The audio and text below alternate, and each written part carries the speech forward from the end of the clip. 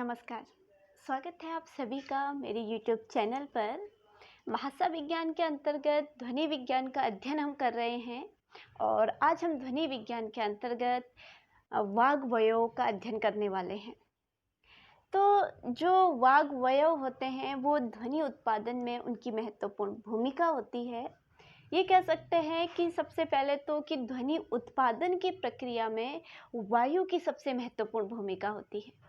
जिस प्रकार harmonium, organ pipe आदि वाद्य यंत्र वायु के माध्यम से ध्वनि उत्पन्न करते हैं, उसी प्रकार मनुष्य भी वायु के सहारे ध्वनि का उच्चारण करता है। मनुष्य की श्वसन प्रक्रिया में वायु का आवागमन दो भिन्न भिन्न दिशाओं में रहता है। यानी कि जब हम श्वास लेते हैं, जब हम श्वसन क्रिया करते हैं तो हमारे भीतर जो वायु जो है दो अलग अलग दिशाओं में गमन करती है। एक अंदर को आती है, एक बाहर को जाती है।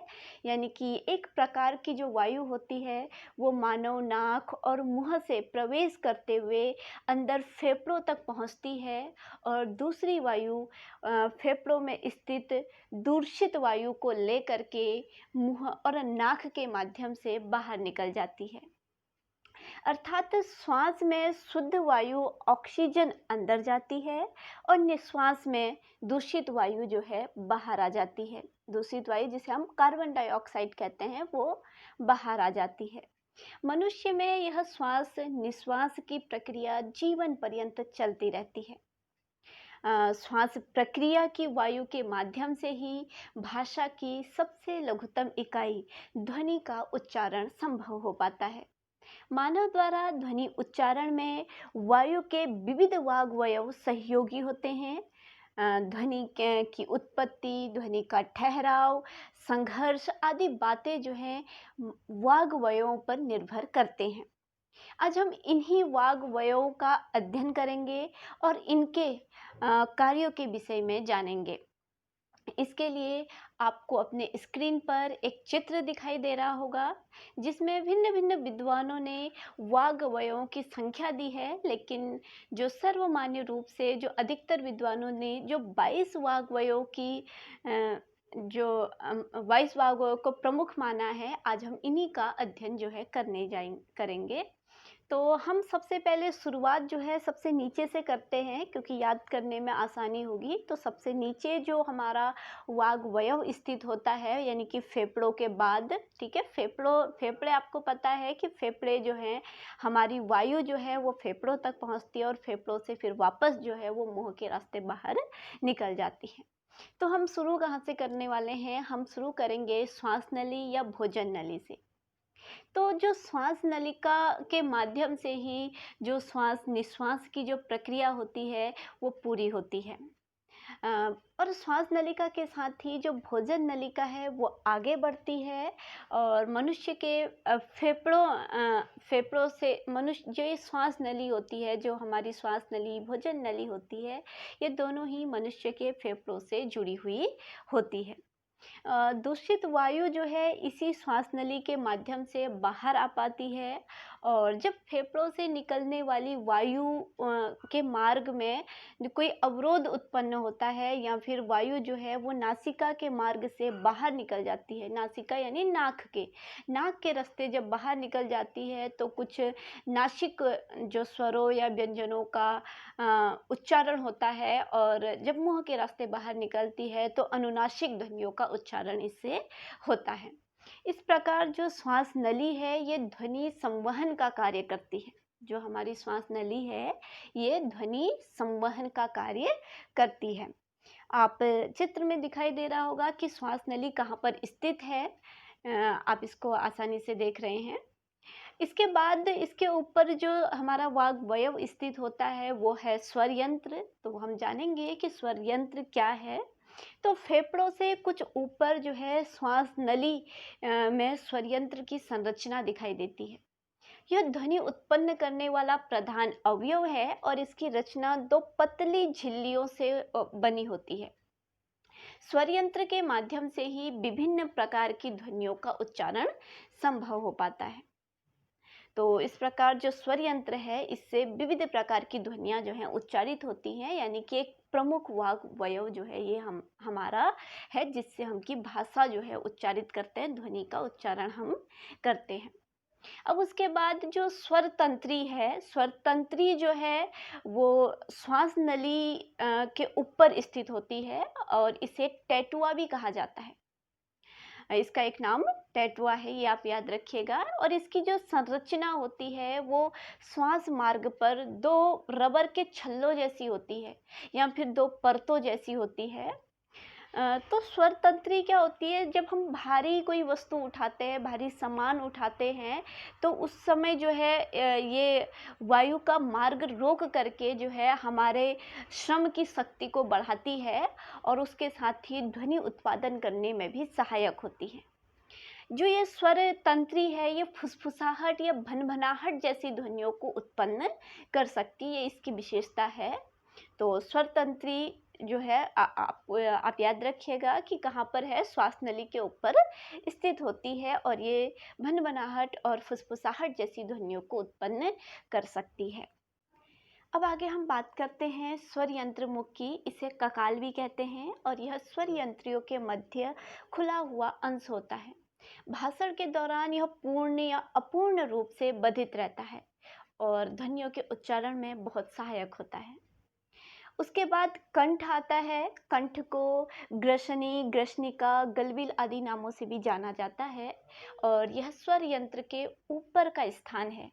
यहाँ श्वास नलिका और भोजन नलिका दोनों एक दूसरे को काटती हैं और इसलिए इसे श्वास नलिका और भोजन नलिका का चौराहा भी कहा जाता है। इस स्थान पर विभिन्न ध्वनियों का उच्चारण होता है इस स्थान से, कि जब ये स्वर यंत्र भिन्न भिन्न रूपों को धारण करता है तो भिन्न भिन्न ध्वनियाँ जो हैं इस स्थान से निकलती हैं। इसके अलावा इस स्थान से कंठ या कवर्ग की जो ध्वनियाँ होती हैं वो ध्वनियाँ जो है इस स्थान से उच्चारित होती हैं। इसके बाद जो अगला वाग्वयव जो है वो हमें दिखाई देता है वो है स्वर यंत्र मुख आवरण। इसे अभिककाल के नाम से भी जाना जाता है, इसे ही हम अभिककाल कहते हैं। यह श्वास नलिका की ओर थोड़ा सा झुका हुआ होता है। इसके अलावा यह यंत्र जो है वो ध्वनि का उत्पादन नहीं करता है, लेकिन यह स्वर यंत्र की रक्षा करता है। स्वर यंत्र की रक्षा करना इसका महत्वपूर्ण कार्य जो है वो होता है। इसके बाद मुख विवर की बात आती है। इसके ऊपर हमें मुख विवर दिखाई देता है। तो जो मुख विवर होता है हमारा, वो कई ध्वनियों के उत्पादन का अंग होता है। इसमें इसके जो ऊपर होता है वो जो तालु भाग होता है और ये जो तालु होता है कंठ और दांतों के मध्य स्थित होता है। तालु क्रमशः कोमल तालु, कठोर तालु, मूर्धा, वतस्य 4 भागों में इसको विभाजित किया जाता है। इन्हीं स्थानों पर जीभ जो है बार बार स्पर्श करके, अत्यधिक रूप में स्पर्श करके विभिन्न ध्वनियों का उच्चारण करती है। तो इसलिए जो मुख विवर है वो एक बहुत ही महत्वपूर्ण वाग्वयव है। उसके बाद अलिजिह्वा जो है, अलिजिह्वा को कौवा भी कहते हैं। आप जिस स्थान पर नासिका विवर और मुख विवर का रास्ता अलग होता है, ठीक है, कि अलिजिह्वा कहाँ पर होती है, जहाँ पर हमारे नासिका विवर यानी कि नाक का रास्ता और मुख विवर यानी कि मुख का रास्ता जहाँ पर अलग होता है, उस स्थान पर लटकता हुआ जीभ के आकार का एक मांसल पिंड होता है। इसे ही हम क्या कहते हैं, अलिजिह्वा, कौवा, घंटी आदि नामों से इसको हम जानते हैं। यह नासिका के मार्ग को खोलने और बंद करने का काम करता है और यह अनुनासिक स्वरों और नासिक के व्यंजनों दोनों के उच्चारण में सहायक होता है। कई स्वरों और ध्वनियों का उच्चारण इसकी मदद के बिना संभव नहीं हो पाता। इसके बाद जो अगला वाग्वयव आता है वो है नासिका विवर। तो नासिका विवर क्या है, श्वास प्रक्रिया में फेफड़ों से वायु का आवागमन नासिका विवर के मार्ग से चलता रहता है। तो जो वायु जो है हमारी श्वसन प्रक्रिया में हम वायु अंदर बाहर लेते हैं, तो उसका जो मार्ग होता है वो नासिका विवर होता है मुख मार्ग से वायु अवरुद्ध होने के पश्चात वायु जो है जब नासिका मार्ग से जाती है तो नासिक के ध्वनियाँ यानी कि जैसे अणो, णो, मो, न, जो नासिक के ध्वनियाँ हैं इनका जो उच्चारण है वो संभव हो पाता है। उसके बाद जिह्वा मूल आता है, तो जिह्वा मूल जो है वो जिह्वा का मूल स्थान होता है और ध्वनि उत्पादन में जिह्वा मूल जो है बहुत सहायक होती है। तो जिह्वा के अंतर बहुत अनेक जिह्वाओं में हम इसको विभाजित करते हैं, उसको हम आगे जो है इनका अध्ययन करने वाले हैं। इसके बाद जो है कोमल तालु है। तो कोमल तालु जो होता है ये कंठ के आगे स्थित होता है। जो कोमल तालु हमारा होता है वो हमारे गले के आगे स्थित होता है। यह कोमल तालु जो है मांस का एक ऐसा पिंड होता है, कोमल पिंड होता है मांस का, और इसे मुख विवर और नासिका के बीच का दरवाजा कह सकते हैं। ठीक है, इसे मुख विवर और नासिका के बीच का दरवाजा इसे कहा जाता है। स्वरों और स्पर्श व्यंजनों के उच्चारण में ये बहुत अधिक सहायक होता है, यानी कि इसकी सहायता के बिना स्वरों और स्पर्श व्यंजनों का हम उच्चारण नहीं कर सकते हैं। यह नासिक के ध्वनियों के उच्चारण में भी मदद करता है। अब आगे जो हमारा वाग्वयव है वो है कठोर मूर्धा, यानी कि कठोर तालु के आगे कठोर तालु के पीछे की ओर का जो अंतिम भाग है उसे कठोर मूर्धा कहा जाता है। टवर्ग की ध्वनियाँ इस स्थान से उच्चारित होती हैं। इनके उच्चारण में जो जीभ होती है वो पलट करके पीछे जाती है, मूर्धा तक जाती है, और इसीलिए इसे मूर्धन्य कहा जाता है। मूर्धन्य ध्वनियाँ जो है इनकी इससे उच्चारित होने वाली ध्वनियों को कहा जाता है। उसके बाद जो अगला वाग्वयव है वो है कठोर तालु। तो कठोर तालु की जो संरचना है वो कोमल तालु के आगे स्थित होती है। इस स्थान से तालव्य ध्वनियों का उच्चारण होता है, जैसे कि छोटी, बड़ी ई। चवर्ग के जो व्यंजन होते हैं उनका उच्चारण जो है वो कठोर तालु से ही संभव हो पाता है। उसके बाद वतस्य आता है। तो वतस्य जो है यह दांतों के मूल से कठोर तालु के प्रारंभ तक फैला होता है। जो वतस्य का स्थान है वो दांतों के मूल से कठोर तालु तक का फैला होता है, और ये लगभग क्या है, खुरदुरा होता है।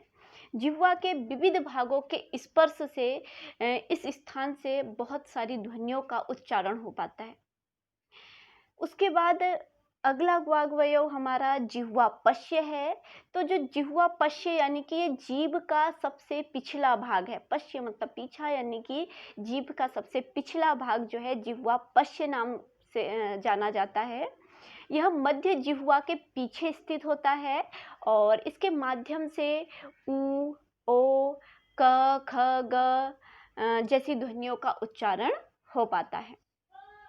उसके बाद जो जिह्वा यानी कि जीभ से ही सारी ध्वनियाँ जो है वो उच्चारित होती हैं। एक साथ जो हमारी जीभ होती है वो स्वादेंद्रिय और भाषणेंद्रिय दोनों हैं, यानी कि जो हमारी भाषा ध्वनि का जो उच्चारण होता है उसमें जीभ का जो है बहुत ही महत्वपूर्ण स्थान है। इसके जीभ के अलग अलग भागों में स्पर्श करने से, विविध भागों में स्पर्श करने से वर्णों का जो है उच्चारण हो पाता है। उसके बाद जिह्वा मध्य आता है। तो जिह्वा मध्य जो है ये कठोर तालु एवं कोमल तालु के बीच का सेतु है। ठीक है, यानी कि जिह्वा मध्य को कठोर तालु और कोमल तालु के बीच का सेतु कहा जाता है। यह मध्य स्वर और केंद्रीय स्वर के उच्चारण में सहायक होता है। जो जिह्वा मध्य होता है मध्य स्वर और केंद्रीय स्वर में सहायक होता है। इसके बाद जिह्वाग्र आता है। जिह्वाग्र जो है वो जीभ का वह अंश है जो कठोर तालु के नीचे पड़ता है, यानी कि कठोर तालु के नीचे जो है वो जिह्वाग्र स्थित होता है। ये लगभग मोटा 1.5 इंच का होता है और इसकी सहायता से च, छ ध्वनियों का उच्चारण हो पाता है। उसके बाद हमारा जिह्वा नोक आता है। जिह्वा नोक यानी कि जो जीभ का सबसे आगे का नुकीला हिस्सा होता है उसे हम जिह्वा नोक कहते हैं, और इस जिह्वा नोक से ही स्वर का उच्चारण होता है, त, थ, द, ध या स ध्वनि का उच्चारण जो है जिह्वा नोक की सहायता से ही संभव हो पाता है। उसके बाद हमारा जो वाग्वयव है वो ओष्ठ आता है। ओष्ठ यानी कि हमारा जो बाहरी वाग्वयव हम इसे कह सकते हैं या होंठ इसे कहते हैं। तो ये जो ओष्ठ है ये मुख के सबसे आगे का एक मांसल भाग है जिसे हम ओष्ठ कहते हैं, जो कि हमारे भोजन ग्रहण करने में सहायक होता है और दूसरी ओर यह ध्वनि उत्पादन में भी सहयोगी सिद्ध होता है। और इस एक तथ्यपूर्ण बात यह है भी कि जो हमारा जो नीचे का होंठ है वह हमारे ऊपर के होंठ से ज़्यादा सक्रिय होता है, ज़्यादा क्रियाशील होता है। और जो हमारा होंठ होता है वो खुल करके या फिर बंद हो करके दोनों ही स्थितियों में जो है अ, ध्वनि का उच्चारण करता है। जैसे खुल करके आ ध्वनि का उच्चारण करता है तो बंद हो करके प ध्वनि का उच्चारण करता है। आप बोल करके देख लीजिएगा। ठीक है, उसके बाद जो है हमारे जो दाँत होते हैं, दाँत जो है हमारे मुख के आगे के भाग में जबड़ों में दाँतों की पंक्तियाँ लगी होती हैं। जबड़ों में हमारे क्या होती है, दाँतों की पंक्तियाँ होती हैं। दाँत जिह्वा नोक और ओष्ठ के साथ मिलकर हमारे जो दाँत होते हैं वो कैसे काम करते हैं, जिह्वा नोक यानी कि जिह्वा की नोक और दाँतों के साथ मिल करके ध्वनि उच्चारण में महत्वपूर्ण भूमिका निभाते हैं। त, थ, द, ध, न इस तरह की जो ध्वनियाँ होती हैं, ये ध्वनियाँ जो हैं दाँतों की सहायता से ही उच्चारित हो पाती हैं। इस प्रकार हमने चित्र के माध्यम से इन 22 वाग्वयों का अध्ययन कर लिया है, इनके कार्यों का अध्ययन कर लिया है। तो अक्सर ये प्रश्न जो है भाषा विज्ञान का पेपर में पूछा जाता है कि ध्वनि के वाग्वयों और उनके कार्यों पर आप एक कार्यों को समझाइए या उनके विषय में लिखिए, तो आप अच्छी तरीके से इन्हें लिख सकते हैं। बाकी यदि आपको कोई भी आप कॉम्पिटिटिव एग्ज़ाम अगर आप दे रहे हैं, हिंदी की कोई भी प्रतियोगी परीक्षाएँ अगर आप दे रहे हैं, तो छोटी-छोटी बातें हैं जो आपको यहाँ से मिल जाएँगी। अगर आपने इन्हें अच्छे से समझा है, तो बहुत सारे आपके ध्वनि संबंधी जो छोटी-छोटी बातें पूछी जाती हैं, उनमें आप कभी भी जो है गलत आप नहीं करोगे।